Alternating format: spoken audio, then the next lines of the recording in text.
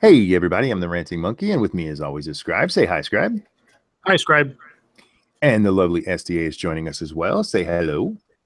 Hi. And first things first, Point Curation, thank you so much for the donation. It says, if you're talking cereal, ice cream sandwich, do it. Try Rice Krispies or Frosted Flakes with vanilla ice cream. So good. I'm a little sad that nobody has gotten what I'm saying in that title. Have you guys ever heard of a soup sandwich? No.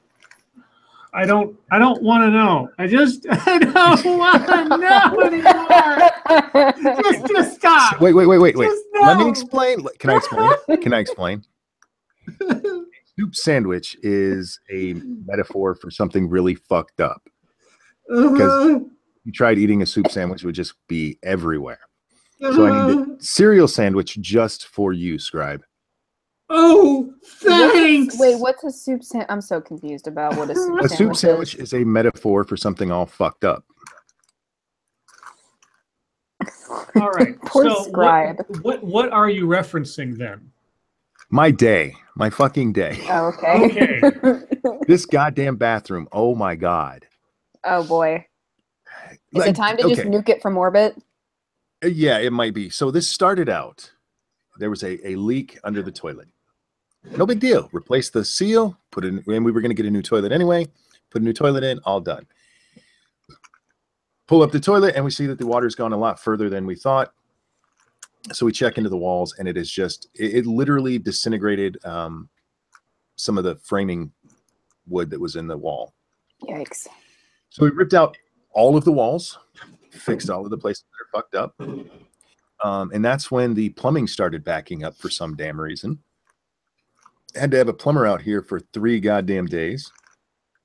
Finally got that all fixed. Got the walls all done and everything. And was painting today and bumped the one pipe. And now it's leaking. So I have to fix that fucking thing too. Yeah, my bathroom is a fucking soup sandwich. It's time to nuke it from orbit for sure. How is it that SDA is making an Aliens reference? She's heard it. She hasn't watched the movie. Have you watched Alien? No. Yeah, of course I did. Oh, okay. I thought nuke it from orbit was just a phrase that people used. Well, it is, but that's where it comes from. Okay, well, yeah, great. All right, sure. I'm actually surprised. I just think he should blow it up and just start from scratch. You know, you can even have fun with it and scream Allahu Akbar as you do it. Nice. Honestly, if I ever get to witness a demolition of something, I'm gonna scream Allahu Akbar, and it's gonna be fun. You're gonna get arrested.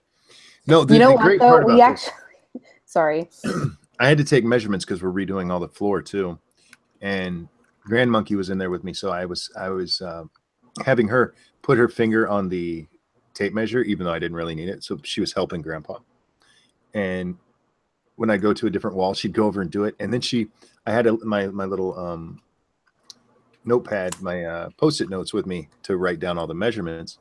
And she kept going, I want to help you. I'm like, you are helping me. So I just got to finish this and then you can do it. And then, so when we were all done, she took my little notepad and a little pen and she kept putting the notepad exactly how I was doing it. And she tried to write. Like, that's so cute. Aww. She's freaking amazing. Okay, couple of super chats and then I'll let you guys talk. Sorry. Serenity Lotus, thank you so much. What a great day. Got a promotion and NeoGoth is finally burning down. I hope it has been a good day for you all. Oh, well, thank you so much and congratulations on your promotion. Yeah. Excuse me, and another one from Point Curation. Thank you so much. Make it a monkey love sandwich.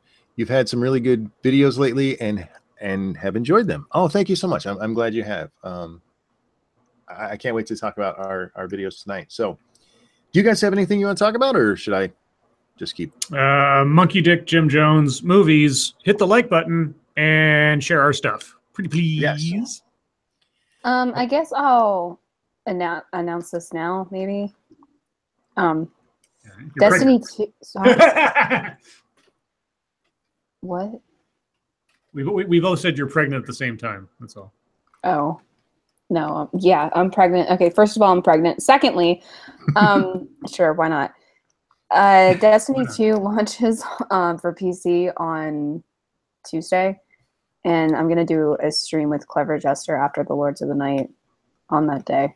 And my Patreon stream is gonna be for October on Friday at 7:30 p.m. Yeah, so that's all. Tomorrow at 3 p.m. Eastern Time, 12 Pacific, Scribe and I will be on his channel to discuss some horror movies. And then at 8 p.m. on my channel, as long as everything is still set to go, I will be talking with No Bullshit. Ooh. And that's all I have. Okay. Did anything happen in the news today? Because I haven't seen anything. Not really. I mean, the only CNN's big headline is all 5 living former presidents come together for hurricane relief concert. And I don't want to hear any of them sing. So there's a couple of news items, I suppose. So we're going to have a lot of room for MSS News tonight, which is probably good because I think we skipped over a bunch of stuff last night. Oh, yeah, yeah. First and foremost, Trump plans to release classified JFK documents. Dun, dun, dun. President Donald Trump said Saturday he intends to allow the release of classified government documents about the assassination of President John F. Kennedy, quote, subject to the receipt of further information, unquote, whatever that means. Trump's tweet comes as he is staring down at an October 26th deadline to set in law by Congress. All right, so let me try that again. October 26 deadline set in law by Congress mandating the public release of the still secret documents, including FBI and CIA files, barring any action by the president to block the release of certain documents. Quote, subject to the receipt of further information, I will be allowing, as president, the long blocked and classified JFK files to be opened, Trump said, appearing to leave open the possibility that some documents could still be withheld. A White House official told reporters Saturday, quote, the president believes that these documents should be made available in the interest of full transparency unless agencies provide a compelling and clear national security or law enforcement justification otherwise. Let's see. Trying to see if there's anything otherwise. That's basically it. What in the world would still be secret this long after? Well, I mean, there could be, information that would have been disruptive to U.S. foreign relations at the time and ongoing, depending. I don't know. Real quick, thank you, Sweeper Steven. Just stopping in to show some love and to give a little something to help out your day, Monkey. Thank you so much. Yeah, that bathroom is killing me. I don't understand why there are any Kennedy files still secret. I really don't. Well, it depends on what they classify as being related to the JFK assassination. Like if they did a whole bunch of research into the other possibilities of there being a wider conspiracy, and in the process of that found out things that were interesting but not related, but could be potentially damaging on a foreign relations matter or something else, then that could be classified too. Who knows? Crack says, Monkey, there were a lot of redacted lines in the original Warren report. Yeah, there's redacted stuff all over. But I mean, like, we've already seen the autopsy photos. The only thing I could think of is like you were talking there, because we do know that at least some people thought Cuba might have been involved. Right. They thought Russia might have been involved because Oswald had gone over there. Mm-hmm. So I mean, maybe I could see that 20 years ago, but now? Well, there was some dictate that said that they had to be sealed for X amount of time after whatever I think it was, and now that time is up, basically. So whatever. Yeah, I mean, I can't imagine. I'm sorry. Go ahead. I was going to say, I can't imagine that there's going to be anything of great revelation to the actual assassination that isn't already in the full Warren report. That most people see sort of like the shrunk down, concatenated version of the Warren report, but the full one, it goes like literally chapter and verse in a timeline of everything that happened that day leading up to all the events. And I can't imagine anything that's super duper really important or revelatory is going to come out of this. Yeah, that's what I think you're probably, if we learn anything, it's going to be what we thought other governments had to do with it. That's the only thing I can think of. Yeah, names. I mean, there might be like names of people who are still alive, or names of operations or stuff on the periphery they're still going to redact, just because, nothing ever really dies in the CIA. So, Right. yeah, who knows? Yeah, I don't. For anybody who thinks that we're going to find out who the second shooter was, yeah, that's not going to happen. Oh, you're being asked if it's nipple twisting night. No, not tonight, guys. I am in so much pain. I was having to. I painted the bathroom. Lady Monkey helped me. Well, thank you, Circus Zero, a little bit to help out with the bathroom repair bills. Thank you so much. Thank you. Yeah, that thing. The original repair should have been like $20-$30. It's a lot more than that now. Like I said, it's my Christmas gift to myself for the next 20 years. Excuse me. Yeah, Lady Monkey was helping me, but she only likes to do where you paint the big open spaces. So I had to go behind her and do all the edges, and it was cute. She helps like Grand Monkey does. just like Grand Monkey does. Very much so, yes. What else we got? What's next? Well, let's see. I only got 2 other stories. Like I said, not much happened today, but this one, I'm not quite sure how to interpret this given some of the rhetoric and such. But you remember Jamil Hill from ESPN? Oh yeah, she of the twice social media violation and got suspended and everything. Well, I'd seen her in places sort of intimating that she had been unfairly treated. Mm-hmm. God, I can't talk today. But now that her suspension is over, here's the article. Jamil Hill on ESPN suspension. Going forward, we'll be in a good and healthy place. After serving a 2-week suspension, SportsCenter host Jamil Hill commented on the situation in an interview with TMZ Sports on Saturday. Hill said that the tweets in reference to Dallas Cowboys owner Jerry Jones, quote, put ESPN in a bad spot. Quote, I deserved a suspension. I violated the policy. Going forward, we'll be in a good, healthy place. I have a feeling that somebody figured out that they were going to lose their job if they kept mouthing off. Well, real quick, I'm sorry. Let me get this super chat out. Thank you so much, Point Curation. It says, nipple twist for another night. Feel better for now. I appreciate that so much. I really do. She should have got the message after the first one, but they kind of went a little light. They just gave her a little tap on the wrist. Mm-hmm. With the suspension, I think you're right. She's like, oh, I'm going to lose my job. So if we do hear from her again in the political sense, you can bet she'll already have a job offer on the table. Oh, here's the other part. Hill said Saturday she feels as though she is given a platform and an opportunity to express herself on ESPN. Quote, I don't feel suppressed. I love ESPN as much as ever. I am okay. I feel good.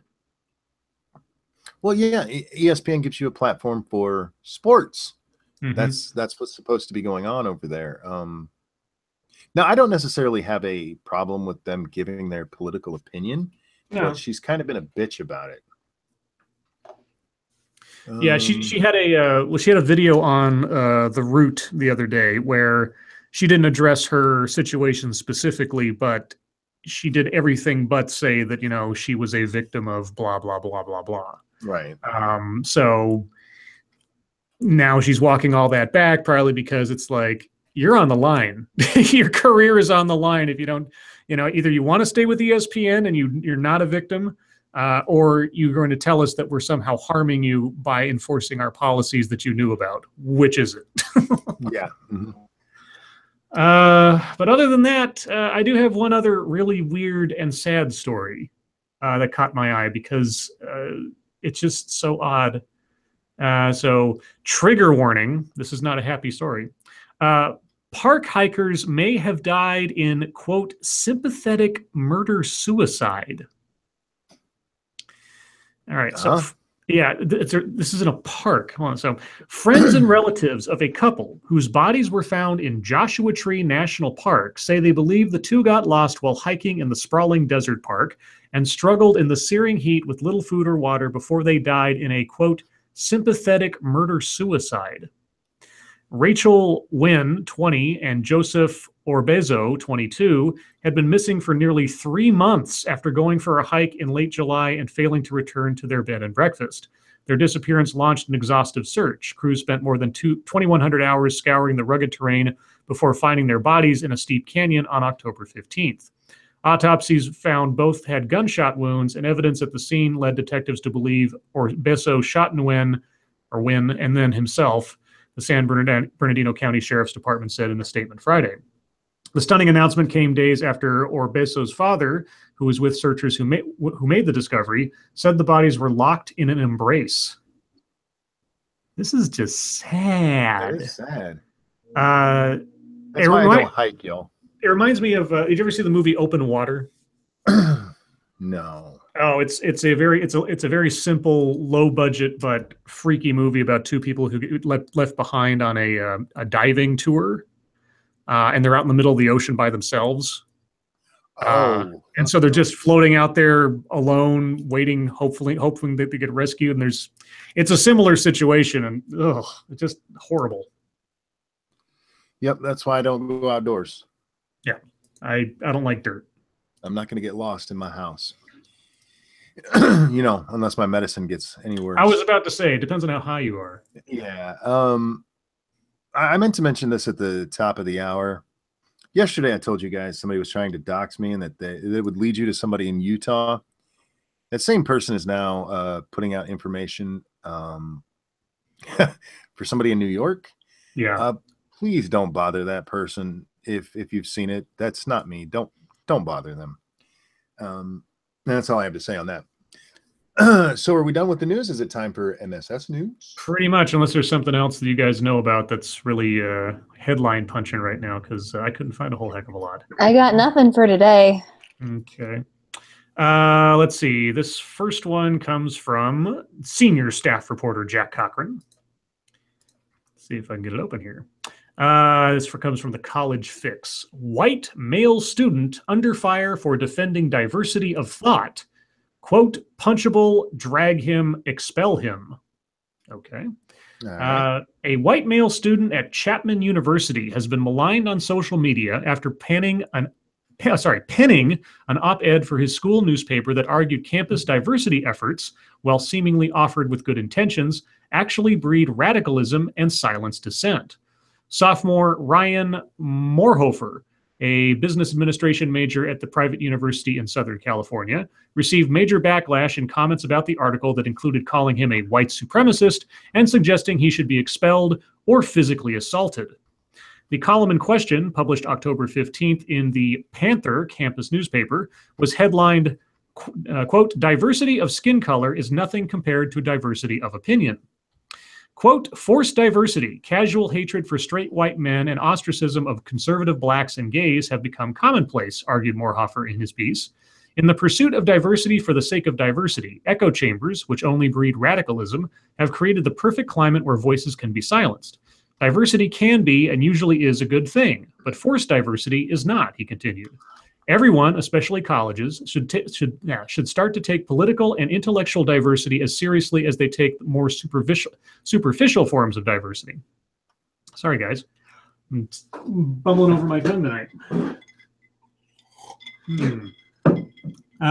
The article has been shared more than 1,200 times on Facebook, as well as among students on their personal profiles, drawing dozens of furious comments. Comments under the article itself offer similar angst. The College Fix has obtained screenshots of the comments. Among them, several called for Moorhofer to be expelled.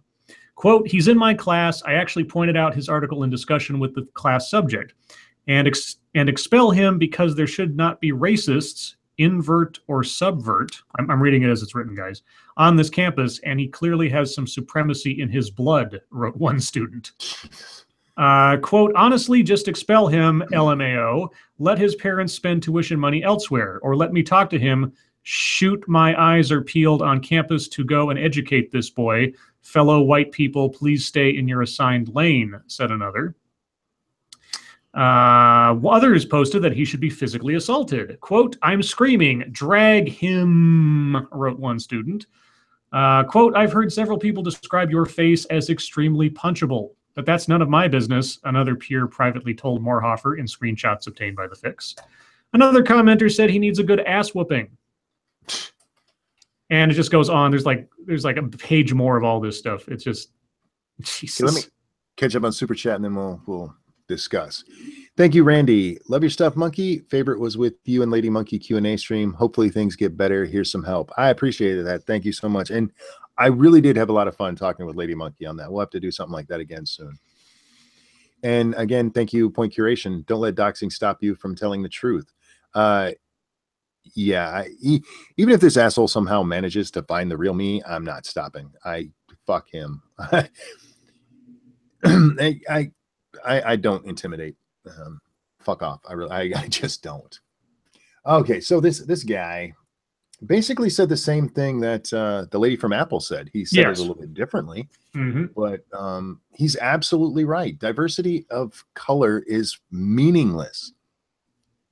You've said it many times. It would be like doing it based on your eye color. It's fucking meaningless. If you want real diversity, it's got to be diversity of thought or even diversity of experience is probably, to me, the most important in a college situation. You know, diversity of education background, for me, that would be bigger in hiring. But we're so caught up on color and and what's in your pants. Thank you, Tailed Feature. Piss. Fucking moo. Fucking moo. Yeah, I mean. Oh, wait. By the way, if you guys have not heard the story of where fucking moo comes from, you need to go back to Tailed Features anniversary stream back on it was the first, right? Yes. Yeah, he tells the story and it is fucking awesome. I'm not going to ruin it here. Anyway, sorry, go ahead. I was just going to say that the responses he got just prove his point. Yeah. Which apparently the people responding can't seem to fathom. It's like, so yeah, your response to this guy writing an article is he should be physically assaulted. And you don't see how that's a form of radicalism. It's just there was part of the video I did the other day where the guy on stage said that colleges don't look for people with the best scores or a well-rounded background. And on the one hand, you could say, well, he's being an idiot. But on the other hand, to say, no, I think he might be right. I think he's interpreting it the wrong way as something good, but that's what we see, you know, at Evergreen State College, at Mizzou, at Yale, and all these other places where we've seen this stuff happen. You know, you're letting these nut jobs in and then patting them on the head because, oh, they're so smart. No, they're not. Yeah. It's just. Well, we'll get into it at YouTube time, but we talked about that article the other day with that stupid ass professor who wants people to feel more oppressed than they actually are. Colleges are, I don't understand how we could even call them a place of higher learning anymore because there doesn't seem to be any learning going on. What is NeoGAF? NeoGAF is a video game like coverage website. It's like blog. It's sort of like Kotaku, sort of, but it's a different one. It's been around forever. It's been around for years, and it was big in the Gamergate deal. I forget exactly what has happened to it. Something about its leadership got some scandal. I don't know what it is. I'm sure that chat will educate us, or maybe there's a story in MSS News about it. But I know that I think Jim, Mr. Mediker, has been talking about it on Twitter. I just haven't paid that much attention to it today because I don't think I've ever read anything from NeoGAF. I just know that it exists. Gotcha. Okay. Let's see. This one comes from Terry Diamantis. Oh, God. Okay. Preschooler begins transition aged 4. Children as young as 3 claiming gender dysphoria.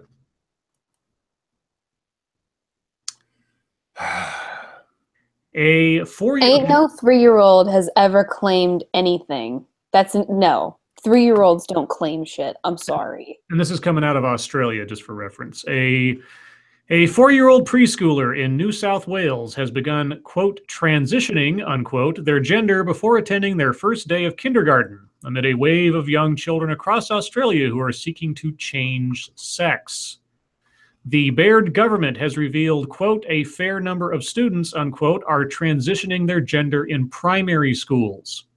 The revelation comes as referrals to the Children's Hospital at Westmead for gender services have tripled, with one doctor saying they had, quote, escalated rapidly, unquote, across every state. In another major children's hospital, 250 children, some as young as 3, are being assisted by the Gender Dysphoria Unit.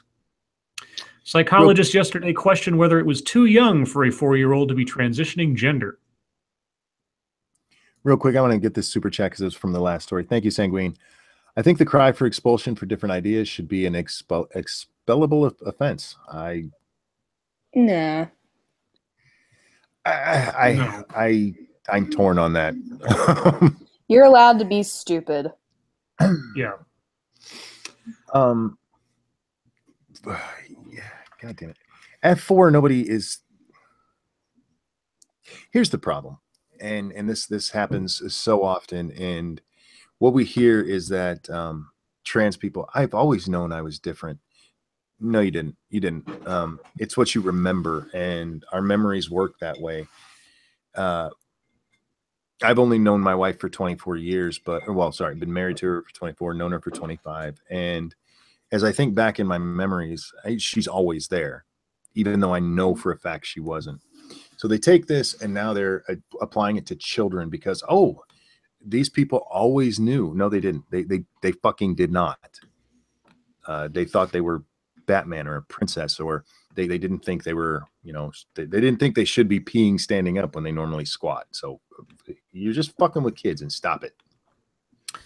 Let's see. The case emerged during an exchange at a state government budget estimates hearing, that delved into the Safe Schools program. And if you want to know more about the Safe Schools program, go check out Gary Orsom's channel. He has chapter and verse on the details of Safe Schools and just how fucked up it is.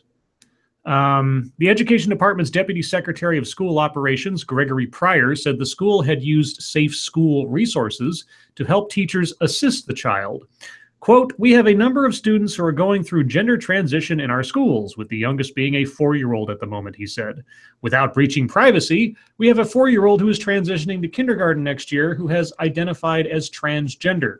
The Safe Schools is only one resource that can be used from a variety of resources in how we would support that family, student, and school to accommodate a child going through transition. The Education Department yesterday would not reveal further details, including the birth sex of the child. Susan Palmer, pastor of Open Door Community of Christ in Cranebrook, which is comprised of people from the LGBTI community, said she held concerns about children being pushed one way or the other when they were too young. Imagine that. Ms. Palmer, who is a lesbian, said it was important kids were allowed the freedom to explore who they are. Quote, it seems to be true, and it seems to be the case from those I've met who have transitioned. They've known very early in life that something is not right, and it's like their mind and body don't match, Ms. Palmer said. But it is really important for children to have that freedom to explore for themselves, rather than have people around them closet them or push them. A child is heavily influenced by their caregivers, their parents, and I know parents can be overly concerned and overly supportive either way, and can actually coerce or influence children when what they are doing is just exploring something which is not somewhere they actually want to be heading. Yuck. Okay. Well, like we saw this with Lactatia. If you watch her video where she talks about how she became because he's just a transvestite, not a trans. But he tells the story about when he started dressing up as a girl, and his mom just thought it was the greatest thing ever. And oddly enough, it became his identity. Mm-hmm. Wow. Excuse me. Thank you, Point Curation. Not sure if you can address this, Monkey. How does this social constructionist narrative compare with you raising your kids? Is there more to the article? No, that's basically it. Okay. With my own children, they were free to do what they wanted as long as they weren't being dumb. they grew up pretty traditional. But if one of my boys had wanted to dress up as a girl, I wouldn't have stopped them. But I also wouldn't have encouraged it. Just like I didn't encourage them to, pretend they were Batman outside in the real world. If they're playing at home and they want to play dress up, that's cool. But just because they want to dress up, it doesn't mean that's who they are, that they're dysphoric. It's I would love to. I don't want to know the sex of the child in this case. I want to know the sexuality of the parents, because I bet I could guess. Let's see. We have looks like a funny one from Jordan 250. Woman makes "sorry I tried to bite you" cake for cop. Selena Daly wanted to apologize to Officer Guillory after she was arrested for public intoxication. Okay. A woman who was arrested after a wine tasting got the best of her after a wine tasting got the best of her. You need a comma there, guys. Apologized to a police officer with a cake. UPI reported that Selena Daly presented a cookie cake with the words "Sorry I tried to bite you" to Officer Guillory after she was arrested for public intoxication. Quote, "Most of you don't know, LOL, but I was arrested on October 7th for public intoxication and also for assaulting an officer. Not proud of it, but it happened. Anyway, as most of you know, I'm way too nice. My conscience was eating conscience, not conscious. God damn it. Her waking brain. Yeah, I know. My conscience was eating at me, so I decided to find Officer Guillory, who's super sweet, by the way, and apologize with a cookie cake. Yay! Was this a Florida woman? Lake Charles, Louisiana. Oh, okay. Close enough. Yeah, relatively. It's all the swamp gas down there. That's what it is. Let's see. Well, you got to give her credit there. I mean, yeah, that's horribly embarrassing to have done that. Make a complete ass of yourself because you were drunk and you tried to bite a cop. So way to try to make it nicer. Let's see. This one comes from Peter Stewart. Student among 3 people stabbed near Toronto school, 1 person in serious condition. A 17-year-old high school student is among 3 people stabbed Friday afternoon in an East Toronto neighborhood. Police initially said 4 people were stabbed, but revised the number of victims down to 3 late Friday afternoon. Okay. Police spokeswoman Allison Douglas Cooks. Sorry. Okay, I understand, like, in the shootings, they think there might have been more than one shooter. But how the fuck do they not get the number of stabbing victims right? I don't know. All right, I'm sorry. I didn't mean to interrupt. Not much to the story. It's just the... let's see. Toronto's District School Board spokesman Ryan Bird said the incident occurred at a plaza near a school in the Lawrence Avenue East and Rushley Drive area. Bird says the injured teen's parents have been notified, and there's no indication any students are among the other victims or suspects. Police say they're looking for 2 suspects, but didn't immediately have any indication what led to the stabbings. Oh, so they haven't even caught the guys yet. Okay, great. Huh. All right. Peter... Sorry. Somebody wanted me to let you know that proper grammar is racist. Well, I know. I remember this. It actually is. In my English classes in college, the professor had to be really careful about the type of grammar that she corrected. Because we had to have a class-wide discussion about the fact that they is not a possessive pronoun. So something like they hair is not proper. And it was like a really tense discussion because everybody knew that it was because that's like Ebonics. Speaking of which, there was a skit, and this skit could not be done today in any way, shape, or form. There was a skit on The Tonight Show when I was young in the 90s. And it was when Ebonics was like the big to-do at the time. And the scene was you had a guy in a hazmat suit and a whole bunch of people who were freaking out and sort of babbling at themselves. And they started out the skit going like, "Prepare for the Ebonic plague." And so the guy in the hazmat suit is like trying to calm all these people down because they're all talking in jive talk, right? And then he's like, everyone, just calm down. Everything's going to be okay, all right? Everything be okay. Be okay? There'd be a hole in my suit. And then it was hilarious. It would be completely trashed, and you would have torches and pitchforks if somebody tried to do that today. Yeah. Oh, man. I've always thought it was insulting, this idea. I remember when it first came up that Ebonics is actually a language. dialect. Yeah. Like, that is fucking insulting to blacks. They can learn English. Fucking Frederick Douglass did it a long time ago. You can do it fucking now. Thank you, Point Curation. At SDA, no shame for real. Proper diction. Diction. Let's see. Several people sent this yesterday. I think I can't remember why I skipped over it. But anyway, so transgender woman found guilty of sexually assaulting 10-year-old girl in restroom. I thought we did the. Oh, no. Okay.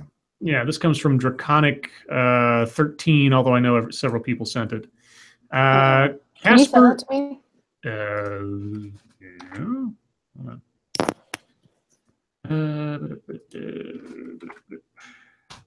There you go. Casper, Wyoming. A transgender woman was found guilty Thursday of sexually assaulting a 10-year-old girl. Michelle Martinez, who used to be known as Miguel Martinez before identifying as a female, was found guilty of first-degree and second-degree sexual assault of a minor, according to Fox News. The incident occurred on March 23rd when Martinez, who is a family friend, invited the girl into a bathroom. Martinez reportedly touched her breasts and genitalia before penetrating her. After she was attacked, the girl told her mother, who called the Casper Police Department. When they arrived, the girl told them that Martinez had sexually assaulted her and that, quote, it hurt inside. Oh, God. She was taken to Wyoming Medical Center where a SANE nurse, S-A-N-E, I guess that means, sexual assault nurse examiner. Okay. Completed a sexual assault exam. The nurse found redness. I don't need to know this. Okay, I get it. She was assaulted. I get it. She was assaulted, yeah. Let's see. When detectives interviewed Martinez became, quote, noticeably hostile and defensive. Martinez accused the girl of talking crap and denied being a child molester. Martinez also called the allegations a publicity stunt and had pleaded not guilty to a 12-member jury. During Martinez's trial, prosecutors presented as evidence a video of the child being interviewed by a forensic interviewer for the Children's Advocacy Project. The child described the sexual assault to the forensic interviewer and said that Martinez should go to jail. A forensic interviewer is a specially trained person who interviews a child to, quote, obtain information about an event that the child has experienced or witnessed that may be helpful in a criminal investigation. Okay. Court records show that Martinez was drunk on the night of the assault. A breath test showed that Martinez was almost 3 times over the legal limit to drive. Jesus. The trial lasted 3 days. The jury decided that the incident was actually about sexually assaulting a child. Well, so that's the thing. They said that the person who did it said, I'm not a molester. No, you're not. You are a child rapist. And they're going to do horrible things to you in prison, and I'm kind of okay with that. Yeah, he could face up to 70 years in prison. His sentencing is scheduled for a later date. Real quick, thank you, Kingsley Abarakwa. I love that name, but I can never say it right. He said, I fucking hate that Ebonics argument. It's like they think us blacks aren't capable of goddamn proper English. Well, you're not. Don't you know that? We can't tell you that they is not a possessive pronoun, or else you'll explode or something. I don't know. I'll have to ask a Democrat what they think about that. I do want to address one thing, because I am among the people who I hate the transgender bathroom stuff. I don't think letting men dressed as women into the women's bathroom is a good idea, but this is not what that's about. This was a family friend who did this to them. This isn't some random stranger. That's kind of why I want to make a video about it, because I don't think this proves anything as far as that we shouldn't let whatever with the bathrooms. Right. Because as far as tranny bathrooms go, I mean, if you pass, nobody's going to give a shit anyway. Yep. You know, if you actually look like a woman or you actually look like a man, or you look like a really butt ugly woman, even, nobody's going to be like, well, clearly you're just here to sexually assault people. But even so, like you said, this was a family friend that did it, that took advantage of the fact that this little girl probably trusted him, whatever, and assaulted her. I mean, this person would have done it whether they were a tranny or not. Yep. Let's see. I heard about this on the radio today, but this comes from senior staff reporter Jack Cochran, who also sent us a couple of articles that could become deep topics, but I'll save those for later. Possible serial killer terrorizing neighborhood in Tampa, Florida. So this is kind of a Florida man story, but not a very funny one. A serial killer might be on the loose in Tampa, Florida. Police are warning people not to walk alone at night in the Seminole Heights neighborhood after a third person in 10 days was shot to death on Thursday night. Damn. The CBS News correspondent Manuel Boroquez, I think, reports police seem certain their murders are all connected, even though the victims did not appear to know one another. Well, serial killers rarely pick out people who know each other. But anyway, frightened residents did what they could to reclaim the streets of the neighborhood Friday night, chanting, "Whose streets? Our streets," a day after 20-year-old Anthony Naiboa was found shot to death on a sidewalk. Naiboa, who was autistic, had just gotten off the wrong bus home from work when he was shot. His family knew something was wrong when he didn't come home. Police heard the shots that killed Naiboa. They had deployed extra patrols in the area after the 2 other murders in 10 days. Naiboa was shot about 100 yards away from where Benjamin Mitchell was killed on October 9th. On October 13th, Monica Hoffa's body was found in a vacant lot less than a mile away. She had been shot and killed 2 days earlier. Tampa police say they have no leads and can't determine a motive. Quote, "We have someone who's terrorizing the neighborhood," Tampa Police Chief Brian Dugan said. On Friday, they released surveillance video of a person walking in the area when the first murder happened. They seem certain the murders are not a coincidence. Quote, "Though through the proximity and the time frame they are related," Dugan said, "there is no doubt in our minds about that. Police are hoping the public can help, something Naiboa's stepmother said needs to happen." Yeah, well, I'm also assuming that perhaps maybe the caliber of the bullets that were used in all the murders kind of connect them as well. So, a couple of super chats. Thank you, Kingsley. It's a Broquois. Okay, a Broquois. Love the show. Thank you so much. And Star Saver, thank you. Wanted to show my love for the inspiration lately. Oh, well, I appreciate that. Thank you so much. You guys are way too kind to me. How many more you want to do, Monkey? Did you get the tampon one? The Jack Cochran one? Yeah. Do you want to save that for deep topic? It's up to you. I can do it now or later. Let's do that one real quick. It's not a long story. I was just reading it, and oh my God. Okay. So senior staff reporter Jack Cochran again. Tampon tribe. Student government drops tampon supplier over cultural appropriation. Oh boy. A university student government has ceased its professional relationship with a menstrual product supplier due to the company's alleged acts of appropriation cultures. Okay. And I'm reading that. That's how it's said, appropriation cultures. Brown University's Undergraduate Council of Students recently voted to end its purchase of feminine hygiene products from the company Tampon Tribe. Oh, the company's name is Tampon Tribe. Okay, due to Indigenous and Native American students who claim that the company affected them really deeply due to both the name and some of the branding as well. The tampon affected them really deeply. Yeah, I was about to go there, but I thought that was a bit too obvious. You pushed in too hard. Yeah. The student government opted to begin purchasing tampons and pads from a company known as Boxed instead. One member of the council, Chelsea Amoy Steele. Wait a second. The first name is hyphenated? Ooh. Okay. That's a new one to me. That's sort of like Blade Runner stuff going there. Yeah.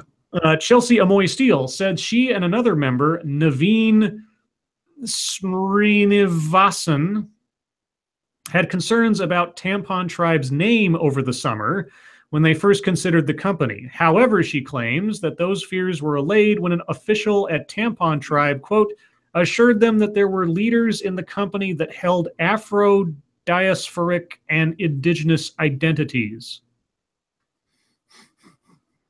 Don't worry, guys. Some of our best people are not white. Yes, yes. What the fuck? Steele told the council that it was, quote, able to reclaim funding from Tampon Tribe and that distribution of the hygiene products will continue as before. Okay, quote from the report, quote, I really wish we were able to dive in more to the branding of the company and to the PR they've been doing on social media, Steele told the Herald. Had we done that earlier, we would have made different decisions. What? The group then had a conversation about the effects of President Donald Trump's move to end DACA on students. Because those are related. Yeah, tampons and DACA, guys. DACA caca.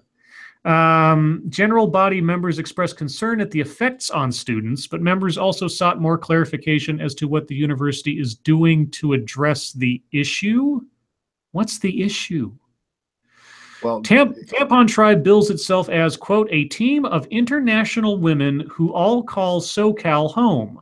We're passionate about eliminating all of the crap that's in everyday tampons and pads and bringing you delightfully organic products that don't cost the earth. All right, they're eating their own is basically what we're doing here. You've got a company that's, by all rights, something that they should be cheering on. Oh, look, you know, independent power for women. Oh, whoops, your name is wrong. This hurts. This hurts my head. Do you really think Boxed is a better name for a tampon company? Putting women in a box? What? No, I don't think it is. I wouldn't buy these tampons. I was going more for the, you know, calling it a box. It's my dick in a box. Box has long been a slang term for a vagina. Mm-hmm. Pork punch in the mommy box. Ew, that is so gross. What is wrong with you? That's not gross. That's biology. Yeah, that's super disgusting. Chat. Oh, I'm sorry. Thank you, Point Curation. Scribe and STA, you're also great. Plus A work lately. Thank you so much. They are awesome, aren't they? And thank you, Sanguine. Wait, so tribe is now an appropriated word. Who will tell the Gaelic and German tribes? Ooh. Well, if you go to their website, which I'm at right now, Tampon Tribe does kind of, they seem like they want the whole Native American thing. They got some hippies on there. I got a better question. What will you tell a tribe called Quest? Oh, good question. Mm-hmm. But yeah, they these are certified organic tampons and pads, y'all, if you need them. Organic tampons. Panty liners. They're made from leaves. Our ingredients: no toxin, chemicals, dyes, or chlorine bleaches. Just organic cotton, and we're plastic free. Ooh. Ooh. Why is it when women make tampons do they get rid of the applicators? Now they might necessarily. Did we get rid of? Wait, what? Do you know what? Oh God, what brand is it? There's a brand of tampon that doesn't come. Yeah, I do actually. I've tried them. It's terrible. What the hell's the name of those? The worst thing ever. Yeah, but their selling point is, OB. Thank you, baby. They're made by women. They were designed by women, and like, well, yeah, to be shit. Shoving a dry piece of cotton into yourself. Just go get some cotton balls and just shove them up there. It's not fun. Like, those are terrible. I used one once. There's worse stuff though. Like, look up Instead sometime. That's just fucking gross. The joys of running the health and beauty department. Oh yeah. Put them on the tip of your finger and in they go. Yeah, but it's dry cotton into. That's not how it doesn't work. It doesn't fucking work. Well, YouTube time? Yeah, let's do YouTube. Oh yeah, it's my day, so I get to pick. I always do SCA. SCA, you first. Oh, real quick. Thank you, Point Curation. What brand do you use, Monkey? I don't. I free bleed. Anyway, go ahead. Oh, great. Thanks. It's lovely. What'd you do? Well, I didn't do anything. Well, you know what? I did do stuff today. I streamed with Satsu, we streamed Final Fantasy 14. Oh, cool. Didn't you stream last night? Did I? Oh no, that was the night before. You were gone last night. How was the concert? Oh yeah, the concert was a lot of fun. My parents really enjoyed it. You know, it was their basically for their 24th anniversary. So that was a lot of fun for them. We saw the Eagles. They absolutely love the Eagles. So it was a ton of fun, and I really enjoyed it. And yeah, it was a nice, fun family day. Check the side chat real quick there. You have a super chat. I have a super chat. Yeah. Thank you, Sanguine. Just what women want: leaves and bark to sop up their sloughed off uterine lining. Exactly. You know. I know that's what I want. Yeah. Leaves and bark are super comfortable, I'm sure. And don't sand it down at all, y'all. Leave it scratchy. Did you catch my comment there? In our chat. Oh. Scribbles. Oh, wait. Oh yeah, I can. Are you gonna tell the story? Okay. Yeah, I'll tell the story. So my dad,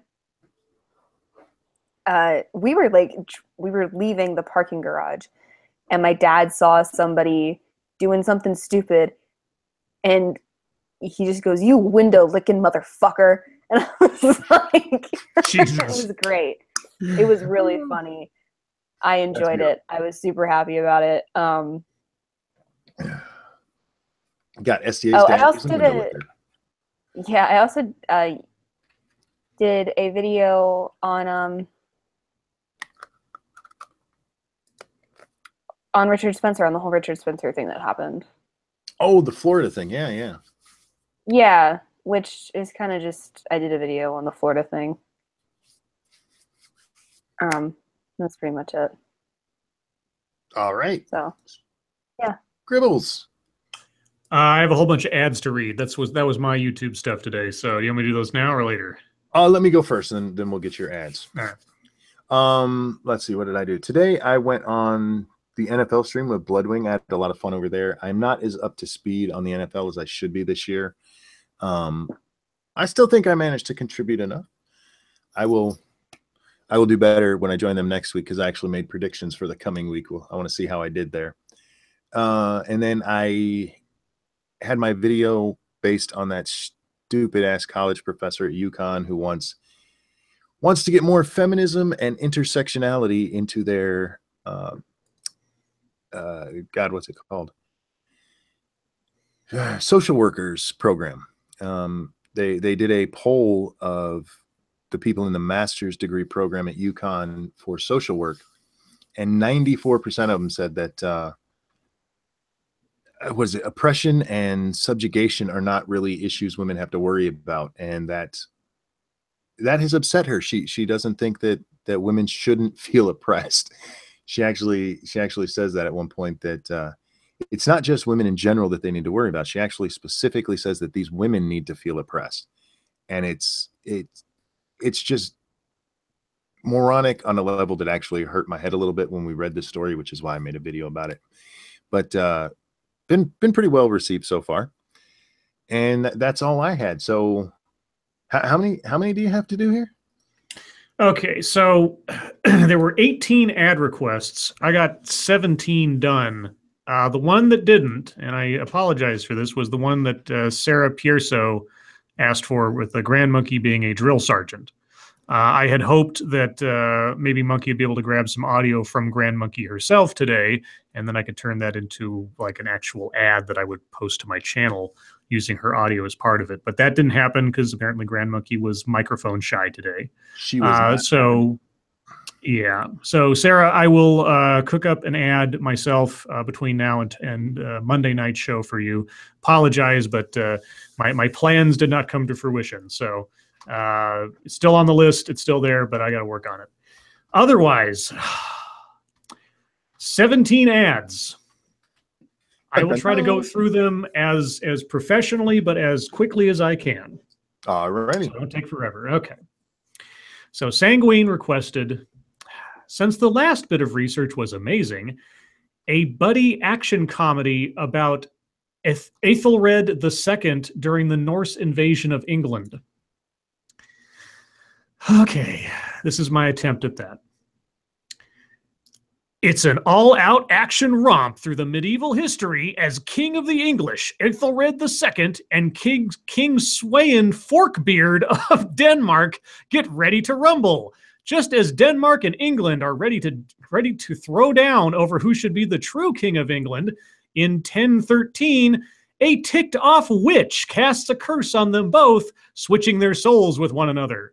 Now the brain-swapped monarchs have to wage bloody war against their own people if they ever hope to get back to normal. Sanguine Studios knows you're unready for this amount of antiquated comedic mayhem with Fail to the King. And the unready thing is because apparently Aethelred II's nickname was Aethelred the Unready for some reason. I would have responded faster, but I muted myself so you didn't hear my medicine while you were reading. That's fine. I just want to give a pause to let it sink in because my titles are so bad today. All right. Midnight in Exile just said dorks. That was his entire message when he sent his request yesterday. So here we go. New from Midnight in Exile comes the game show that proves that sometimes being the biggest loser means you can win big money. Dorks. It's a competition of obscure trivia, bad puns, and all-around social awkwardness as two teams of outcasts vie for the ultimate prize of a $500 gift certificate to Blockbuster Video. So be sure to watch Dorks and feel better about yourself, one loser at a time. Okay, and then Cody Markowski said, can you do an ad for a post-apocalyptic, or he said after war or post-war, golden shower getting someone pregnant like the Zeus of the Greeks? Okay. Not that kind of golden shower. Yeah, I know. So here we go. The first and last nuclear war has ended, and in the ensuing wasteland, the last victim will be humanity's soul, as radioactive fallout has sterilized nearly all human beings. But in this vacuum of hope and faith, long-forgotten gods have awakened to reclaim what was once theirs. And for one woman, a shower of gold dust from the heavens will herald the new offspring of the King of the Gods. Markowski Studios brings you a stunning vision of the future, where among the wreckage of the past, the gods walk among us. The new Olympians. Well done. I kind of like that one. And then there's, on the list was Sarah's ad. And again, Sarah will work on that for next time.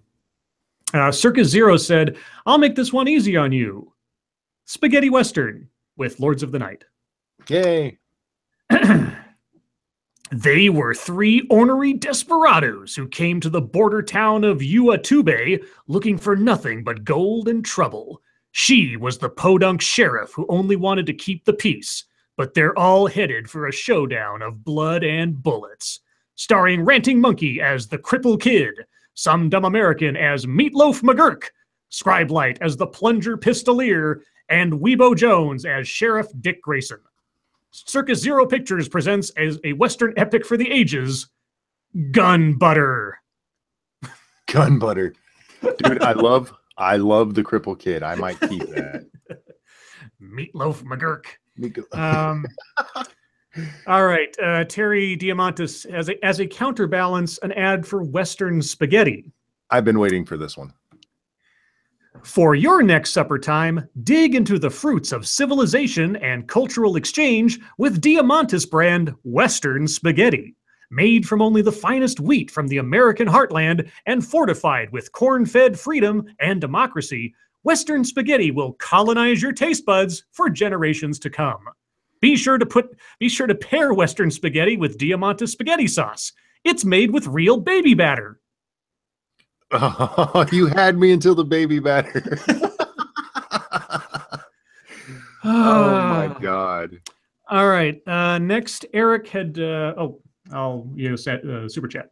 Thank you, Sanguine. It is a joke moniker, Scribe, since the original word meant poorly advised and Aethelred means well advised. Ah, cool. Yes. I looked up that part too, but I was just trying to be funny.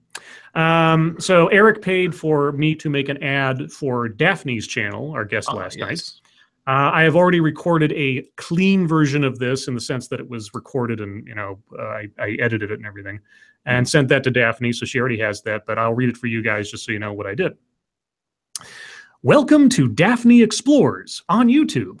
Join Daphne as she navigates her way through life and across the globe with video diaries, travel vlogs, and ruminations on the trials and tribulations of being a modern millennial.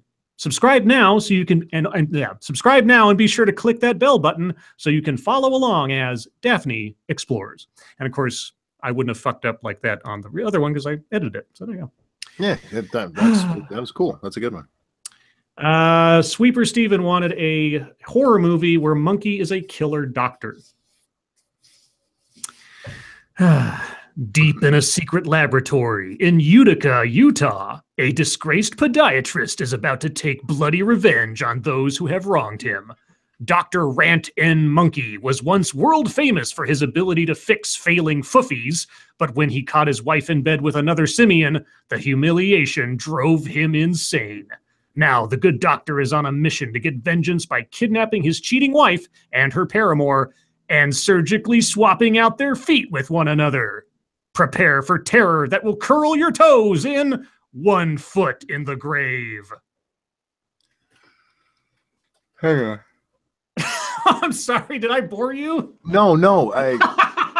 See, that was horrible timing because I really enjoyed the ad. And I wanted to ask, where did you come up with the feet swap?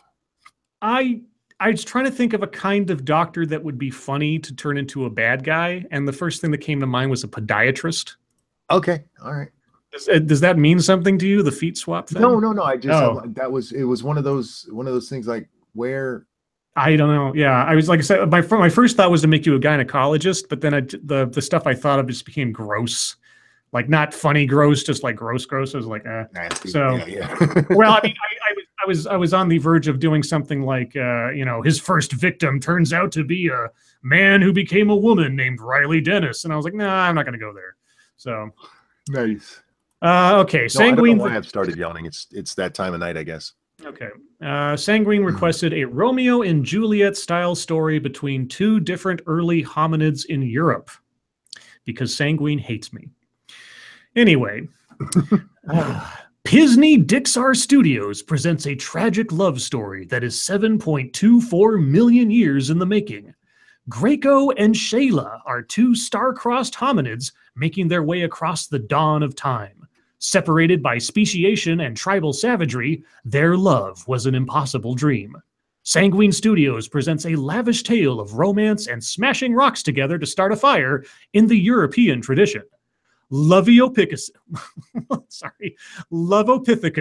a story of fossilized hearts. Aw. Loviopithecus. I can't even pronounce my own Sounds words. like a chick flick. It is, pretty much. Okay, this one I'm really proud of the title, amongst other things. Okay, Cody Marskowski wanted a Victorian time space ninja love opera, which the cast has the Lords of the Night. I kind of left out the cast of the Lords of the Night thing because my imagination just ran away with me, Cody, so I hope you'll forgive me. In the gas-lit, soot-ridden air of 1800s London, the exiles of the Star Pagoda Ninja Clan have descended to wage a war of shadows against the heroic agents of the Sanborn Occultist Society. But when Futoshi, the ruthless assassin of House Moon Lotus, falls in love with Caroline, the poor Victorian widow, a war for conquest becomes a trial of the heart. Cody Markowski Studios brings you the tale of what happens when worlds collide and romance begins in Shuriken and Old Lace. Okay, I see what you did there. Okay. Could I stumble any more over reading something? Miss Slim requested, where Penguin is the good guy, the Lords of the Night and Batman are bad guys. She also specified it has to be based off the Tim Burton movie, but the way I did it, that didn't really become a part of it, so I hope, again, you'll forgive me. Well, all you have to do is at the end say, by Tim Burton. That's also true, I suppose. Okay. Gotham City is being overrun by crime and villainy, and only the people's paragon, the Penguin, can save the day. But can even he defeat the cowled corrupter of the Batman and his 3 lackeys? Like the ranting monkey, with the agility of a wild simian and a deadly sonic scream. Or some dumb American, the former Miss USA, who can dull the minds of those around her. Or even Scribelight, the interdimensional being whose written words become reality. Will this evil quartet take over Gotham City? Can even the mighty Penguin hope to stop them? Tune in tomorrow, same Penguin time, same Penguin channel for The Penguin Triumphant. Nice, sort of well like, done. Sort of like Batman Returns and that kind of stuff. Yes. Yeah. Okay, then the original Shroom wanted a remake of The Thing starring James Arness and Kurt Russell. So, it's terror from beyond the solar system as the isolated denizens of Outpost 31 in Antarctica uncover a flying saucer buried in the ice, and its lone occupant, a murderous plant man from an unknown world. Now, only a grizzled Vietnam veteran has the guts to save humanity from being overtaken by a wicked garden of monsters. James Arness is the alien. Kurt Russell is R.J. McCready. John Carpenter and Howard Hawks bring you the spine-tingling Thing from Another World, an original Shroom production.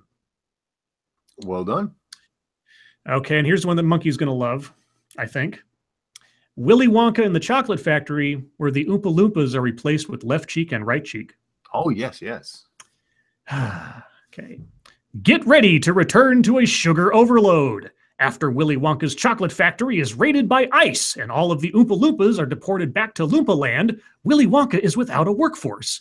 Enter Left Cheek and Right Cheek, riding in on their Power Wheels to save the day while popping some serious bottles along the way. So get ready for some rapping action that's never short on sweet, sweet sugar. Mashishu Corporation brings you The New Adventures of Willy Wonka, the tale of Left Oompa and Right Loompa. Very well done. Okay, just a couple more. Jordan 250 wanted where you are basically the Punisher. Yes. Everyone thought that he was just another mild-mannered YouTube content creator with a wife, 3 kids, and a granddaughter. But little did the world know that when the sun sets, Frank Castle dons his skull-faced costume, heralding death to all criminals. Battling a one-man war on crime, he's putting evil down like a lame horse with a double tap to the back of the head. He is the Monkisher. And I was thinking of that picture that somebody put together of you as the Punisher. Yeah, I think it was Jordan. Yeah, and that symbol on the chest, it made me think of the Monkisher. Okay, now this is a weird one because Cody Markowski said, do something that is from Grand Monkey's mind. So this is a little abstract, but this is my best shot. I love Grandpa. I love Grandma. I want to climb into Grandpa's microphone box. Where's Scribe? My foot is dirty. SDA is pretty. We sit down to eat donuts right, Mama. Power Wheels. Cody Markowski presents My Name is Baby, the Grand Monkey Story. Aw. You hit on so many things she does. It's so cute. I know. I did my best there. Okay. That was cute. I liked it. That when she said that, where's Scribe? My foot is dirty. That was, I like Scribe. My foot is dirty. I just laughed so hard. It was so cute. Okay, I got 3 left. Cryptic wanted a commercial for Godzilla versus Voltron. I had to dig into my memories of Voltron plot points for this one, so I hope you appreciate it. Emperor Zarkon of the Galra Empire has made a desperate pact with Hagar, leader of the Druids, to create a Robeast that will defeat Voltron and the Paladins once and for all.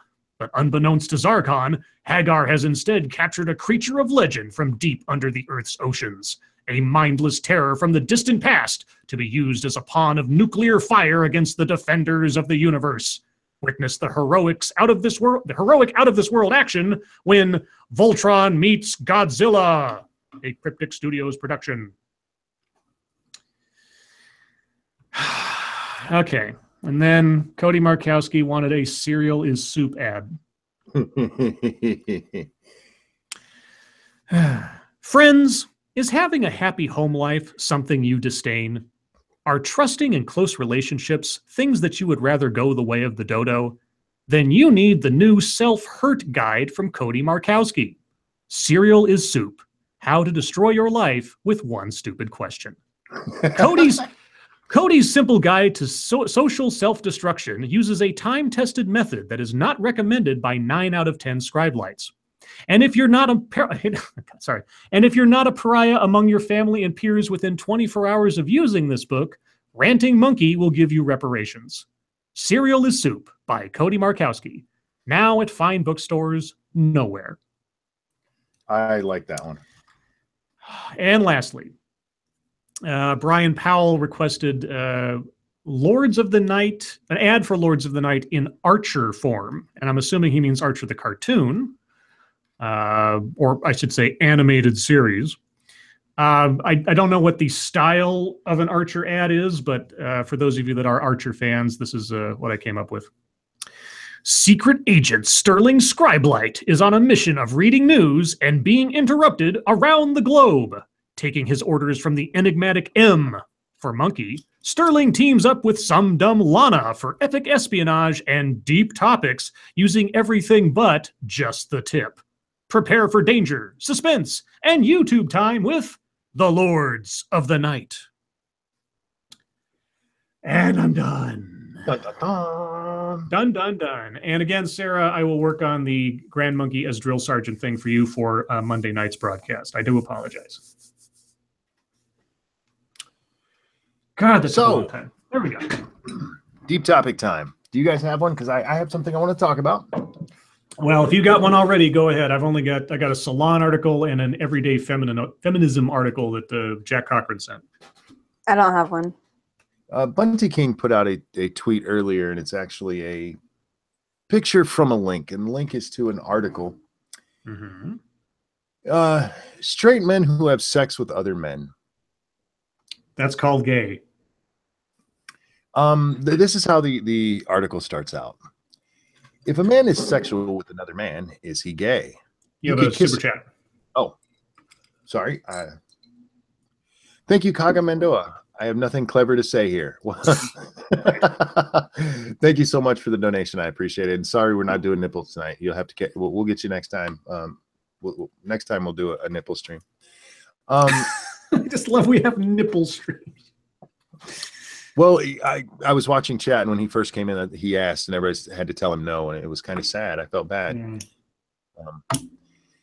Anyway, the article starts, if a man is sexual with another man, is he gay? You can kiss a girl and like it and be straight, but man-on-man sex is quickly put in a category of homosexuality. Did you see what they did there? Wait, you can kiss a girl and be what? You can kiss a girl and like it and be straight. You know, from the song, I kissed a girl and I liked it. Oh. By the way, that's still kind of gay. I have another super chat. Thank you so much, Jordan. 1010 Scribe. I love your ads. You and me both, Jordan. Appreciate it. But they went from you can kiss a girl to man-on-man sex. They equated those same things. Yeah, that's a bit too much. I don't understand why. Look, you can still like women if you're banging dudes, but that makes you bisexual. It doesn't make you straight. Mm-hmm. And I don't understand why these people are so opposed to, okay, if you don't want people to know that you're, banging dudes on the side, fine, you can call yourself straight, but in your heart, you're a little gay. Is this just some kind of like guilt trip article to try to get hot guys that gay men can't get with because they're straight to have sex with straight men? Well, no, according to the article, okay, let me go a little bit into this. Okay. It's a subject that has always fascinated me because I have many gay friends who bed these so-called straight and often married men with excitement, enthusiasm, and frequency. I'd heard of the term men who have sex with men, MSM, but was confused as to why these straight gay men hookups were occurring so commonly and what it was all about. Are these men secretly gay and hiding it? As it turns out, not all of them are. Yes, they fucking are. What the fuck? If you got two penises together. Oh, sorry. Thank you, David Chan Ho. Can we get an autistic screech from SDA? She doesn't like to do those. You got to catch her on her net. I'm not doing it, and I'm not doing it. I'm not doing it when you pay for it on not my channel. if you want me to do it, I'm not. No, you're not paying me. I'm not doing SDA. it. What? What does an autistic screech sound like? I've never heard one. I don't know. You know what though? I have heard of this really cool thing. What's it called? It's called Google. Could you look it up and tell me? And I'm sure. No. There you Can't go. get a little re. Okay. But anyway, it fascinates me that these people are so against just admitting that that kind of sex is gay. Or at least bi. I mean, yeah. You're not. If you enjoy sex with men, you're one of two things: gay or bi. That's it. There's nothing else to go. You're not straight anymore. I mean, maybe you'll lose your quote unquote taste for it at some point and just go total straight again or something. But it's so weird. Thank you, Point Curation. Can you do an autistic scream monkey? I can try my best. That's what I got. You got one from Lady Monkey too. It's like a dial-up modem, says John McNair. Hey, 1440 bowed, man. Woohoo! But this is also, the whole traps are they gay thing. If you're having sex if you're a man born with a penis and you have sex with somebody else who's born with a penis, that is gay sex. You don't have to like that it's gay sex, but it is, and arguing about it's not going to change it. I just don't understand why they're so ashamed of it. I get, if they want to hide it from their family and stuff, I get that. But if you're talking to somebody anonymously for an article, yeah, you're just like being gay. Thank you, Jesse Jess. To quote Riley Freeman, "Nigga, you gay." Yeah. But yeah, that's the only thing I had. I was wondering why you guys think they might be so worried about just taking on the label gay or bi, because that's what it is. Well, I guess honestly, the hardest person to come out to, I think, is yourself. Which I think is what you're seeing there. If that makes sense. Well, I kind of get that. I guess I just don't get it in this day and age, and I hate to use current year, but if we were talking about when I was a teenager, yeah, I could understand it because people. Yeah, and I completely understand what you're saying. And like I said, it's not difficult to come out to other people at all. Nobody gives a shit. But actually admitting it to yourself is, I think, a lot more difficult than people realize, because even as I guess as understanding and as kind as most people typically are,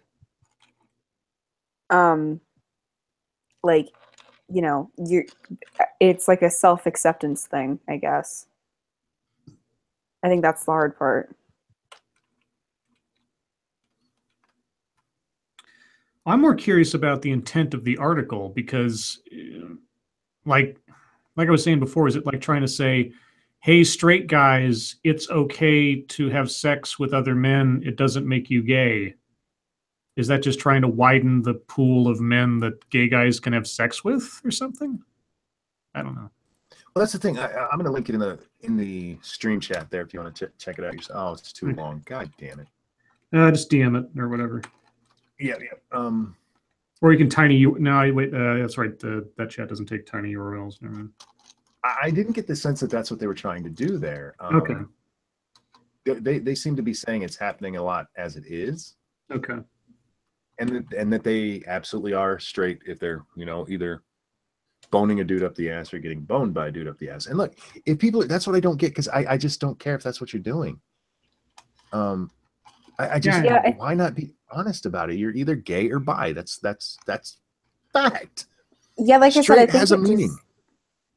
Has more to do with the person not being willing to accept the fact that they're not straight than it does anything else. Okay, like I said, that to me just is so weird. Yeah, like in this day and age, you're right. The only person that's going to be judgy about it is yourself. But I think that's what's happening. Well, yeah, I guess it's just weird to me, and I hate the massive change in definitions we've had, and especially with something like straight. Straight has a fucking definition, for fuck's sake. What articles did you have over there, Scribbles? Well, let's see. I've either got something about Boy Scouts and transgenderism or whatever, or a everyday feminism article about body positivity. Oh, give me some fat chicks. All right. Let's see. So this is everyday feminism. And can I have a link, because I want to see the fat chicks? Okay. Well, yeah. There's a photo here. I don't know. It looks more like it might be a stock photo rather than a photo, whatever. Anyway, so links in the description, or links in the description in the chat. We must stop making these mistakes about health and body positivity. Oh, it's going to be a list. I love lists. Me too. Let's see. This article by Reagan Chastain originally appeared in Ravishly, which I have to assume is another blog site, and has been republished with permission. Okay. In a recent article for Odyssey, Bianca Cotton remade tons of common mistakes that happen when people try to talk about body positivity and health. It's no surprise that the article got plenty of traction, since fat phobia and healthism are practically national pastimes. Okay. There is certainly no sorry. Excuse me. Real quick, the name of the article they're talking about is Body Positivity is Great and All, but Not When It's Ignoring Health Concerns. So, and you have a super chat. Oh, thank you so much. AK, fuck that, or fuck, Cryptic. What is that? What is that at the beginning? What? There's like a little man or something there. What is that? What? What are you seeing? What does it read to you? It's a Japanese or Chinese character symbol. Chinese fuck. Yeah. Oh, okay. AK, fuck. Oh, thank you. Asian, twice. An Asian joke. Did you get Circus Zero's super chat? I did not. Thank you so much. Thank you, Circus Zero. My favorite videos from you is the Give Dick a Try video. It makes me laugh every time. Yes, the hashtag Give Dick a Try. That was for the MGTOWs, wasn't it? I can't remember which one it was for, but yeah, it was somebody who's obviously. I believe so. I think so. Hashtag Give Dick a Try. I still, yeah. One of my better moments on YouTube, definitely. So, what were the mistakes made in this article? There is certainly no shortage of articles like this, but the prevalence of oppression doesn't make it right, so let's talk about this. Quote, and I guess she's quoting the article that she's criticizing here. So this is a quote from that article, I assume. Quote, the body positivity movement, founded in 1996, has been one of the best movements to help women. The movement encourages women to accept their bodies while improving health and well-being. The movement, growing in popularity, has become an anthem to the plus-size community, unquote. Okay. The author's grasp of the history of the body positive movement is embarrassingly poor. The movement has been going on since well before 1996. It is a co-option of the much more militant fat rights movement that started in earnest in the 1960s with groups like the Fat Underground. Please tell me that was a real thing. I'm assuming it is. Okay. For some history lessons, check out Charlotte Cooper's amazing work. Okay.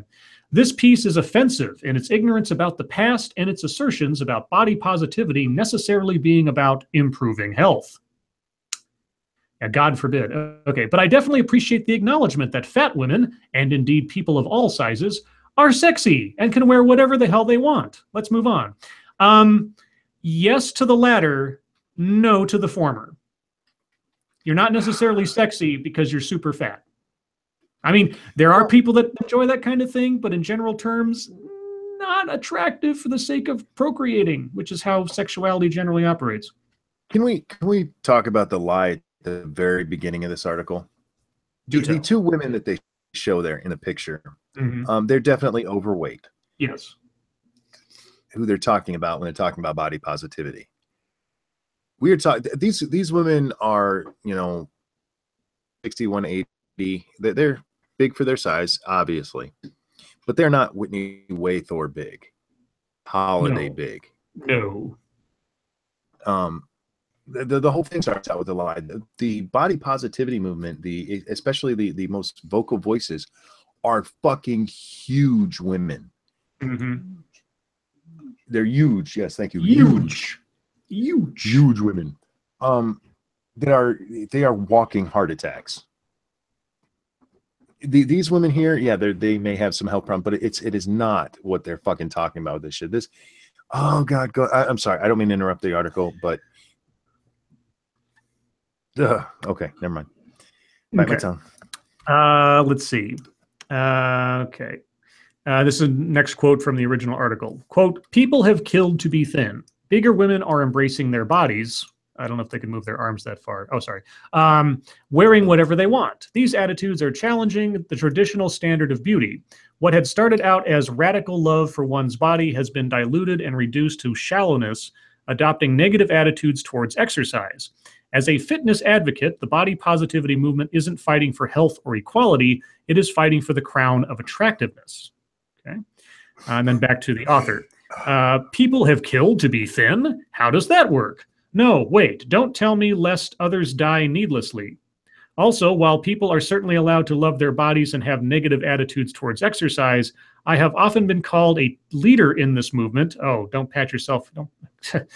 God, you break your arm doing that? Okay. And I've never heard that considered as one of the tenets. Maybe what she meant to say was that people have died to be thin. Okay. And fat people have been killed by the diet industry and a medical system that confuses thinness with health. Okay. It's a whole system that is far too often willing to risk the lives and quality of life of fat people in the hopes that they can make us look different. And now I pause for comment. I just went to find out what this chick looks like. Yeah, she does not look like the people in those pictures. She looks more like Whitney Waythor. Ah. Okay, that happens every day and is precisely why body positivity must be removed from the idea of the obligation to health or healthy behaviors that she is suggesting. Well, do I agree with that? I love you.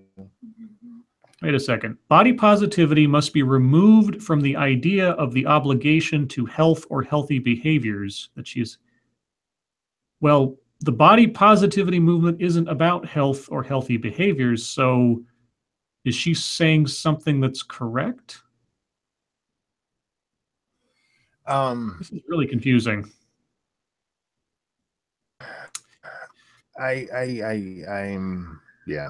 Okay. The original article continues. What is the end message? Shouldn't self-love correlate to health? Where is the line between body confidence and obesity? There's a measure for that, actually. It's the BMI. You can just look that up. Okay, back to the author of this article. I'm glad she asked. Self-love should be completely separate from health. What? Okay. That's what you said. Self-love should be completely separate from health. Health is not an obligation, a barometer of worthiness entirely within our control or guaranteed under any circumstances. No, so just give up. Just give up. Yeah, it's not guaranteed. So just fuck it. I'm just going to eat all the donuts that ever were. Hell with it. It's not guaranteed. It's not within my control. Sure. Right. Mm-hmm. Real quick. Thank you, Point Curation. Didn't Bearing review... I think what they're asking, didn't Bearing review somebody who died a few years ago, somebody who's died since on the body positive thing. I've heard that woman died, and I've never been able to verify it. I've heard both that she died and that, though I don't know.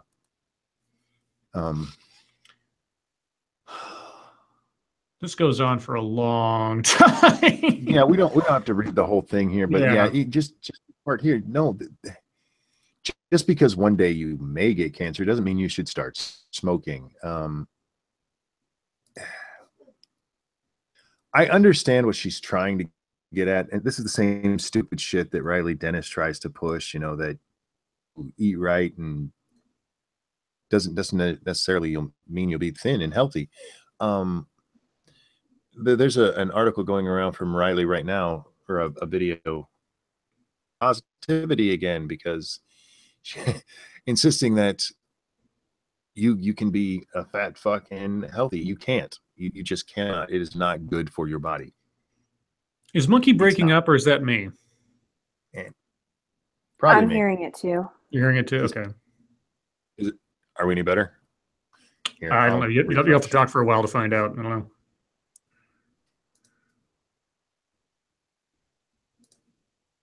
Hello? I can hear you. Okay. Hopefully that fixed it. Guess we'll find out.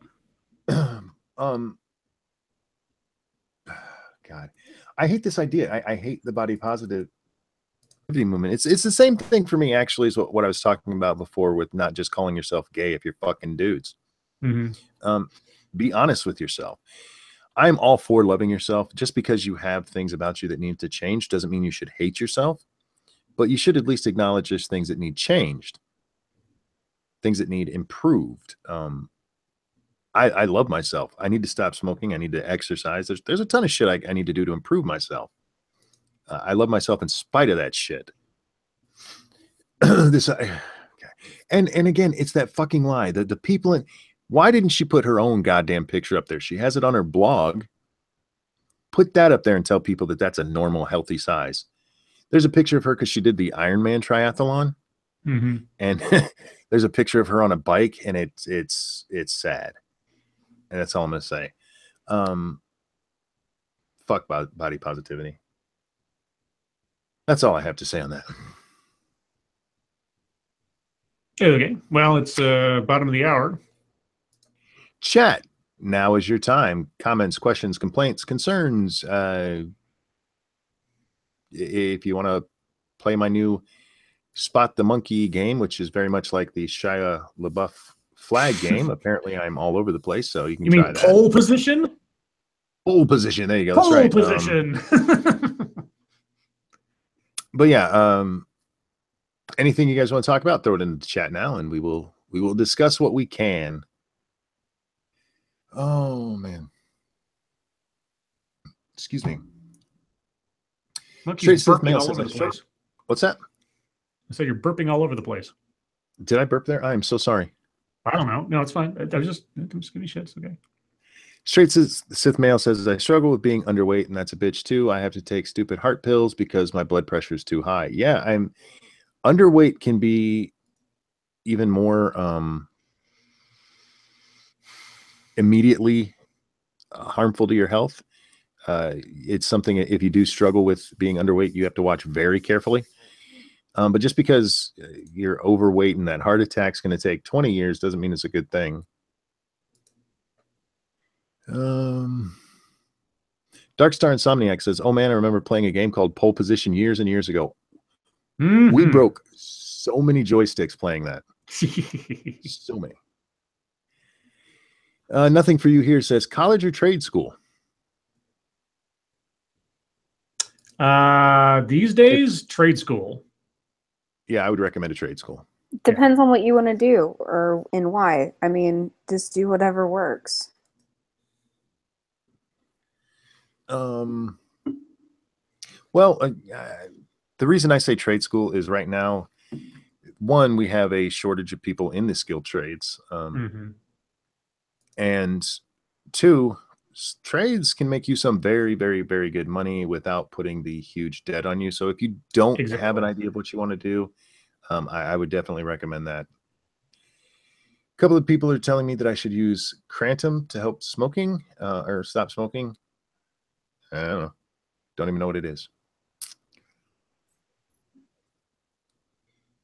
Captain Bramble says, Monkey, I'm hooking up the Atari and playing right now. Man, we used to destroy joysticks on that game, and we never threw them or anything. Those just didn't last very long.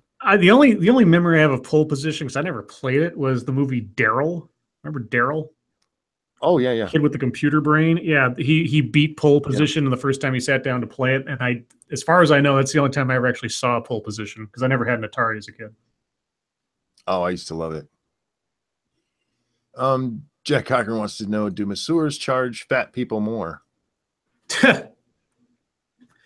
As far as I know, they don't. But more ground to cover. Yeah. But here's the thing though, they charge the same for time. They don't charge for like body mass. So if there's more of you to cover, it just means that you'll get less effective a massage in the amount of time that you've paid for. Indeed, you got to have 2 sittings together. Yep. Rodline wants to know ninja or samurai. Ninja. Samurai, they're much more deep and cool and have that old code of honor stuff. Yeah, but ninjas are sneaky. Yeah, samurai have badass outfits and armor and everything. Daniel Hodgson wants to know if we've seen The Good, the Bad, and the Ugly. I have. It's been a while since I've seen it, though. No. A long time ago. Ben Master says, my buddy became a masseur because he's like, I'm going to give all these chicks so many massages, and he ends up massaging fat guys all the time. You know, I almost named that one spaghetti western ad the dumb, the scribe, and the monkey. Oh, nice. Almost, but I was like, it's a bit too direct. I like gun butter.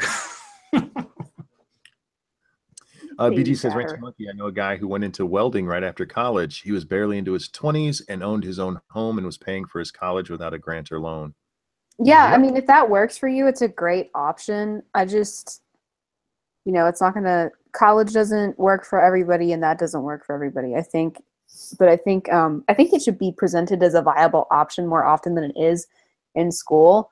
Because in high school, you're pretty much told, like, you have to go to college or else you're just going to be a poor bum. And that's, like, totally not the case. Trade school is a really good option for most people.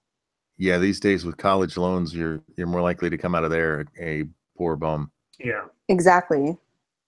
Thank you, Point Curation. Real concern. If the powers that be go from attacking advertisers to YouTube creators to donation platforms, then patrons are next.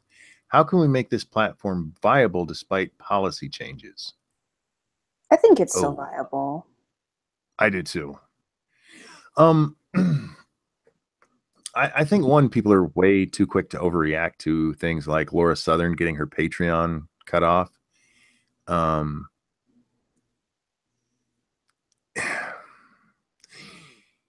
If you're talking about it from a viewer perspective, somebody who wants to still support the people that you like, you can tell your favorite creators about things like Streamlabs or even PayPal. The thing with YouTube is we're never going to get the advertising back the way it was. It's coming back slowly, but at the same time, I watched your videos today and you had ads. Yeah, the problem isn't, for me, the problem is I get demonetized immediately, and then it takes a day or so to get videos or ads back on videos. So I end up losing the majority of views because your first 48 hours are when you get the majority of your views, unless something, goes viral. So it's nice. Ads are put back on almost all of my videos, but it's always after the time that it would have made it the money that it would have. So I still think it's a viable platform. I think the problem is creators overreact too much, I think. I'm definitely not making what I was right before the adpocalypse hit. I as small as I was then, I made a lot more than I have right now. But Point Curation goes on. Thank you. I think they may attack people like me too. Fuck you, interests that would do this. Yeah. It depends on who you're talking about attacking. Like my little fan right now who's running around telling everybody that knows me that they're going to dox them. There's not much you can do about somebody like that. But if you're talking about like the platform itself, I just don't think things are as bad on YouTube right now as people think. Somebody, and I apologize, I missed who it was, but somebody asked, what's your dream vacation? Cross-country train trip. Something in SDA? Europe, probably.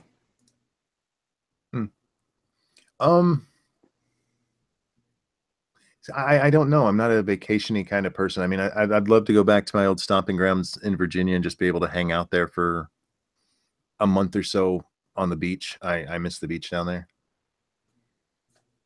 I know it's not exciting, but Yeah, it doesn't have to be exciting. Sounds nice for you.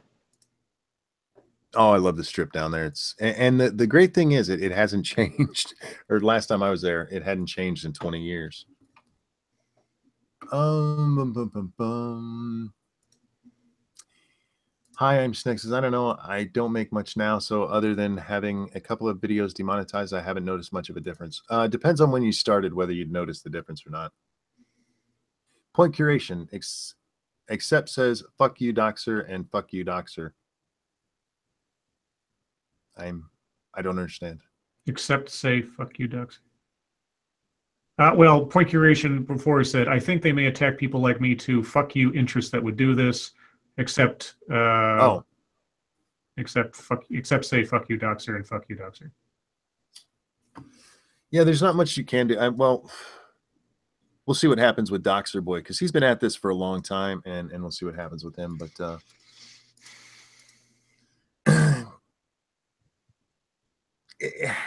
it really depends on what you're talking about getting attacked, and yeah. Andrew M. Shepard, so you saw my email then. I do believe I did. Let me check and make sure I saw the one you're talking about. But if this was about the guy doxing, I also saw that. There's so many people. I want to thank everybody who's been sending me that, who's looking out for me. I have seen it. That is not me.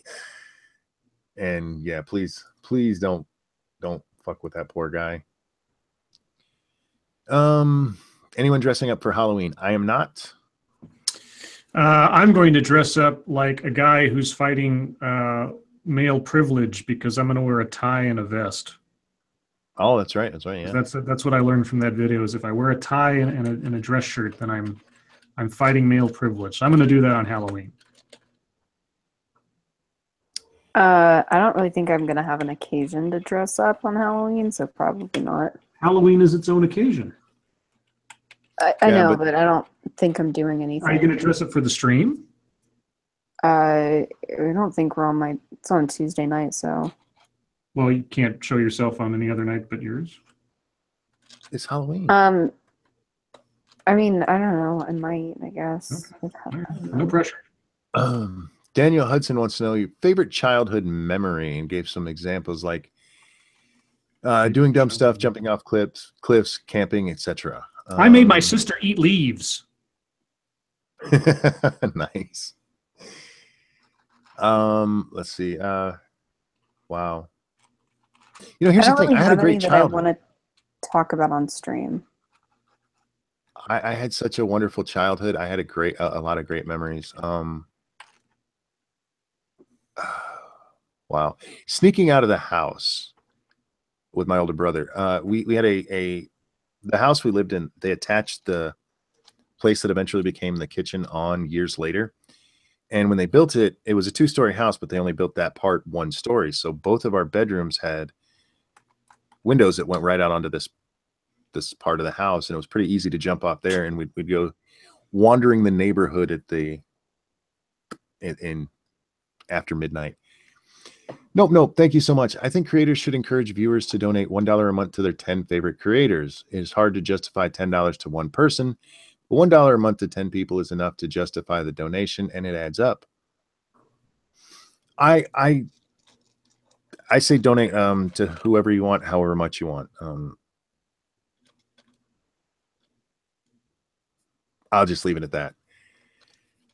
Any way to do it is awesome. And yeah, even if you can give your favorite creator $1 a month, it does add up, and that's a great thing to do for them. Oh, thank you. Point curation. I had meant in regards to saying nothing you can do, and you can still tell them to fuck themselves. Fuck you is always an option. It is. The problem is sometimes that turns them very nasty. Especially with those kind of people. I don't encourage engaging them directly when that kind of stuff happens. Mm-hmm. It just encourages them. Yeah, it's not worth it. I mean, there's nothing to be gained from having arguments online in any situation, pretty much, but especially in situations where it's people that are threatening you in some fashion. Yeah, like I said, this guy's It's been best to just leave his crazy ass alone. yeah. This guy's been going at it for 10 years. So, what other questions we have, guys? I know I missed a couple here. If I missed yours, feel free to repeat it. Sarah wants me to tell you to read her last message. I'm trying to find it.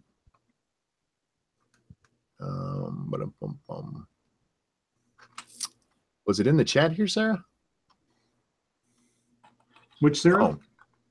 Scribelight, it's okay. I still love you. I'm sending a virtual hug and kiss as a thank you. You are amazing and awesome. Oh, okay. Well, thank you so much, Sarah. And again, I apologize. I was hoping to do something a little different for that one, but I will definitely by Monday night stream, I'll have something for you. What day is this? Is this Saturday? This is Saturday. Cool. We have favorite childhood movies. Childhood movie? Goonies. I loved Goonies. Goonies. This is weird for a childhood movie, but my favorite movie when I was like 10 or 11 was An Officer and a Gentleman. I fucking love that movie. I still do. Isn't that a little old for being a child's movie as far as like content and subject matter? Probably. But it's such a good movie. And I was a Navy brat, so there's no words in there I'd never heard before. Actually, I guess my favorite movie is probably Ghostbusters. That was oh yeah, good one. Because my sister and I would always watch that, and right at the beginning with the librarian, we'd throw a blanket over our heads and like hide because it was so it was so scary to us. That movie's so good. We're going to talk about that in just a second. Make Europe Strong Again wants to know if we ever wore culturally appropriated costumes as children. Yes, I was a vampire once, and that's Romanian culture, and shame on me.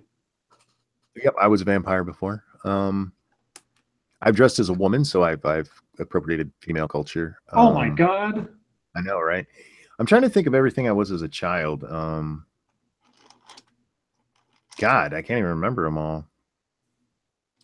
Nothing that jumps out. I mean, I never went like as an Indian or anything like that. Yeah. Go ahead. Yeah, I don't think so. I don't like. I want to say yes, but at the same time, I don't. Like, I want to say maybe I was Pocahontas at some point. Because I know that as a kid, I really liked Pocahontas. But yeah, I don't know. I don't think so. Sorry, go ahead. I was just going to say, going back to Ghostbusters for 1 minute, one of the things that I did love about the original, the first one, is that it took the ghost part seriously. Yep. And as a kid, that opening scene was scary. That fucking ghost was freaky. Yeah. Well, that's the thing about that movie is that it transcends genre. It's a horror movie. It's a comedy. It's a going into business. It's all these things, and it does it all perfectly because it all meshes together. Because it doesn't take itself too seriously, except when it needs to make the story move along. But anyway, Straight Says Mail says, do we remember the Last Unicorn in the old Lord of the Rings cartoon? I remember the Last Unicorn. I remember the Hobbit cartoon with John Huston as Gandalf, because he'd go, Bilbo Baggins. And the way he said that, it just always stuck with me. And I occasionally, when I see his son, Danny Huston, acting, I can kind of hear a little bit of his father's voice in there. And the old Lord of the Rings thing where they basically just sort of took filmed footage and animated over it kind of stuff, the Basky process and all that. Yeah. Scarlett, do you have a favorite movie, prose, or poem passage? Movie, prose, or poem passage? Yes, but I wrote it. and I'm not gonna repeat it because it's mine. There's something I wrote a long time ago when I was a kid that isn't going to win any awards or anything, but it's become in the background sort of a little mantra of mine. But again, it's personal, so I'm not going to share it. But otherwise, God, I mean, if you're talking about like favorite movie quotes or something, I could go on for hours, man. Oh God, it'd take forever, lots and lots. The ones that come to mind for me, and I know you didn't ask, you asked him specifically, but I'm gonna answer anyway. And that came from Point, by the way. There's a TV show called Sports Night, and you can pick up the entire series for a couple of bucks because it only ran for 2 seasons. And they made a huge mistake at the beginning by putting in a laugh track, which didn't belong. But it is some of the best comedy that I've seen on television. It's so fast paced. And one of my favorite lines came from this show when Dan looks at somebody else and he says, "I've got to tell you, the length of this conversation far outweighs my interest in it." And it's one of my favorite quotes I use now and then. But yeah, it's full of great one-liners. If you like funny comedy that's fast-paced and you actually have to think about it for a second, check out Sports Night. It was a great series. Actually, anything that Dan Fielding said in Night Court pretty much goes.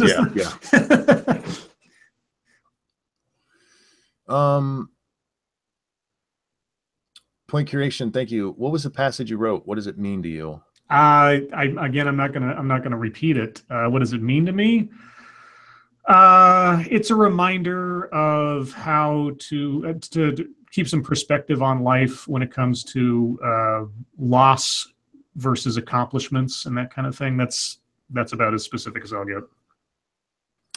This is to all of us from Circus Zero. What is your favorite classic monster from movies or books? Classic monster. I always liked Dr. Jekyll and Mr. Hyde. I always liked, and not necessarily the original story because it's a little, antiquated and stuff, but I just like the concept of the dueling personalities, and sort of that internal / external conflict. There's a really great TV series they made based on it just called Jekyll a few years ago. That's BBC. It's like one series or something that was really well done. And I've come to appreciate that more as I've grown up because of my own sort of mental problems, anxiety and depression and everything else, and sort of like that inner struggle between, your rational side versus your irrational side. So yeah. SDA, do you have a favorite classic monster? Like, what do you mean by classic monster? Frankenstein, Dracula, Mummy. Yeah, I don't know. I guess I like Frankenstein's monster. Oh, and the other one, the pod people from Invasion of the Body Snatchers. I always liked those. I always thought that was a really creepy villain. There's a great question. SDA, do you ever fall asleep midstream listening to these guys talk movies? Oh yeah, all the time for sure. She gets her best sleep when she's talking to us or listening to us. She totally does. Point Curation says, sorry, Scribe, I meant to understand what it was about. Your explanation was good. Okay, that's fine, yeah. God, I never really liked the classic monsters. They were all kind of boring to me. Yeah, like that's why I'm having a hard time with that question, because I'm like, Yeah, no? I guess. It's not that they weren't good. I mean, I understand the appeal of them, but I think it also, I grew up, I didn't have much of an interest in the monster thing until like after I started watching horror movies. And once you've seen Dream Warriors, it's hard for any other monsters to really live up to that. Yeah, it's true. And by the way, guys, if you'd like to hear us talk more about that, we will be discussing basically slasher flicks, horror movies, the horror movie genre tomorrow on Scribe's channel, 3 p.m. Eastern. Yeah, we'll be talking about most of the major franchises from our youth, and probably try to stick to one at a time. But I'm more than certain there will be crossover and trailing off all over the place. Oh, I'm sure. Yeah. Well, let's do this real quick. SDA, where are you going to be next? As far as streaming goes? Yeah. Are you streaming with anybody? We're going to be on my channel on Monday. Yep. At 9 p.m. as usual. And then on Tuesday, I will be streaming, voice just cracked, with Clever Jester on his channel after the Lords of the Night and we are going to be streaming Destiny 2, and I'm probably going to be very bad at it. So if you want to laugh at me being terrible at video games, that's a good place to start. Tuesday? Yep. Okay, so Tuesday at 11 p.m. Eastern Time, you can watch her suck at Destiny 2. And then tomorrow night at 8 p.m., I will be on my channel with No Bullshit. He is a polarizing figure, so if you like him, come watch. If you hate him, come watch. We got 6 minutes, guys. Last call for questions, comments, concerns. Scribe Light Ranting Monkey, favorite Kill Doll puppet film? Well, okay. Setting aside Child's Play, because that's pretty obvious. Child's Play. The other one would be the Puppet Master franchise. Oh yeah, good one. Puppet Master 2. There's a part in there where a girl gets out of bed and she's topless, and it's my favorite thing ever. Thank you, Point Curation. Awesome stream, guys. Well, thank you. Thank you so much for watching. And all the donations tonight. I believe you're my employer at this point. Yeah. Jack Cochran says, I've seen the Cuphead tutorial SDA. I would never laugh at you for being bad at video games. Oh man, No, I mean, honestly, I haven't played a first-person shooter in forever. And I tried to play Overwatch with them. I mean, look, in fairness, everybody fucking sucked at Overwatch. It was actually really bad. It was so bad that the people that we were like in the match with were like, are you guys purposely throwing this? You have to be. And it was like, oh God, it's that bad. So in fairness, like I wasn't the worst part of it, but still I'm not that great at first person shooters. So we'll see how this goes. Mashisu says, what about Ghoulies? Well, Ghoulies wasn't dolls. They were just little demon things. So that's why I didn't think of Ghoulies. But Ghoulies, there's an interesting story behind Ghoulies. Maybe I'll talk about it tomorrow when we talk about horror movies. Best date movie. You got to be careful with date movies. You really do. I know exactly the best date movie. If you want the greatest tearjerker romance that's date not a movie. good date movie. No, it's a romance movie. But here it is. Okay, it's called Somewhere in Time. It's Christopher Reeve and Jane Seymour. When I worked at a video store, whenever somebody came and said, I need a movie to watch with my girl or something, I said, you cannot go wrong with Somewhere in Time. It is a total tearjerker romance. It's sweet beyond sweet. Guys probably will have a hard time sitting through it necessarily, but if you want a date movie, so basically it's fucking awful and you should never watch it on a date. Why do you say that? Well, like, why would you want to watch a tear-jerking, like, cute movie on a date? Because then she'll cuddle into you. Yeah, exactly. That's the date part of it. This is for women who like romance. Yes, not people like you. Academic. I mean, see SDA's perfect date movie is Assassin's Creed. I mean, honestly, I'd rather watch a fucking Marvel movie. That's you. We also got asked the best song for a mixtape that's sad or sappy or something like that. Make out mixtape. Sad or sappy makeout music? No, the full question. I'm sorry. Damn it, I just had it. Best music for a makeout mixtape.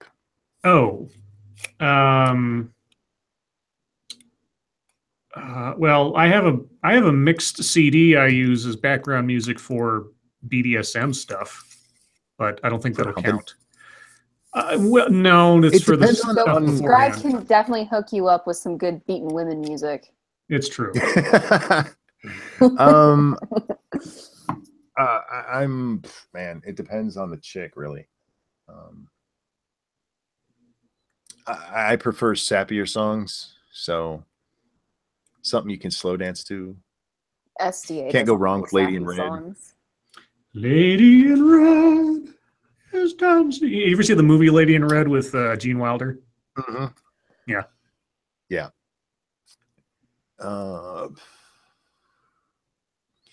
Monkey, what's the weirdest thing you've ever seen in Walmart? Wow. The absolute weirdest thing. the customers? God, I don't know. There's so many. I can still tell you the weirdest thing anybody ever bought. It was a guy who bought condoms, batteries, and butter. And this guy was like 65, 70, and that was his purchase. Now it's funny when retail employees are like, I promise we're not sitting there judging what you're buying. Yeah, we are. Well, most of the time you're not, because at least at Walmart, because so much is coming through on the order. But when you're only buying those 3 things, and I hope he had a great night that night. I really do. It's the top of the hour. Guys, it is the top of the hour. Yep. Chat, thank you so much for coming. Thank you for the donations. Thank you for your support night after night. You guys are awesome. Love you. Thank you so much. SDA Scribe, a pleasure as always. Everyone, your life makes me sad. We'll see you next time. Bye guys.